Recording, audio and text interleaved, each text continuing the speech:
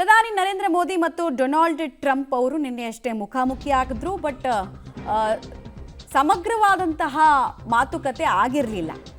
Just ಕೆಲವೇ ನಿಮಿಷಗಳಿಗೆ ಮಾತ್ರ ಅದು ಸೀಮಿತವಾಗಿತ್ತು. ಇವತ್ತು G7 ನಾಯಕರ ಸಭೆಯಲ್ಲಿ ಉಭಯ ನಾಯಕರು ಭೇಟಿ ಮಾಡ್ತಾರೆ. ಮೋದಿ ಮತ್ತು ಟ್ರಂಪ್ನ ನಡುವೆ ಸಂಭಾಷಣೆಯ ನಿರೀಕ್ಷೆ, ಪೂರ್ಣ ದ್ವಿಪಕ್ಷೀಯ ಮಾತುಕತೆ ನಡೀಬಹುದು ಅನ್ನೋದರ ಮಾಹಿತಿ ಸಿಗ್ತಾ ಇದೆ.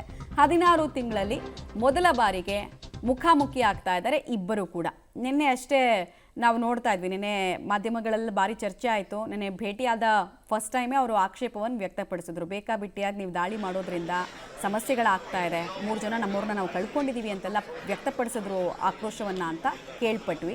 ಇವತ್ತೇನೇನಾಗುತ್ತೆ ಅನ್ನೋದನ್ನ ನೋಡಬೇಕು. ಆಮೇಲೆ ಕಳೆದ ಕೆಲವು ತಿಂಗಳಿಂದ ಅಮೆರಿಕ ಮತ್ತು ಭಾರತದ ಸಂಬಂಧ ಒಂದ್ಸಲ ಸುಧಾರಣೆ ಹಾದಿನಲ್ಲಿದ್ದರೆ, ಇನ್ನೊಂದ್ಸಲ ಅಮೆರಿಕದ ದಾದಾಗಿರಿಗೆ ಭಾರತ ತಣ್ಣಗಾಯ್ತಾ ಮೆತ್ತಗಾಯ್ತಾ ಅನ್ನೋ ಆರೋಪಗಳೆಲ್ಲ ಇದೆ.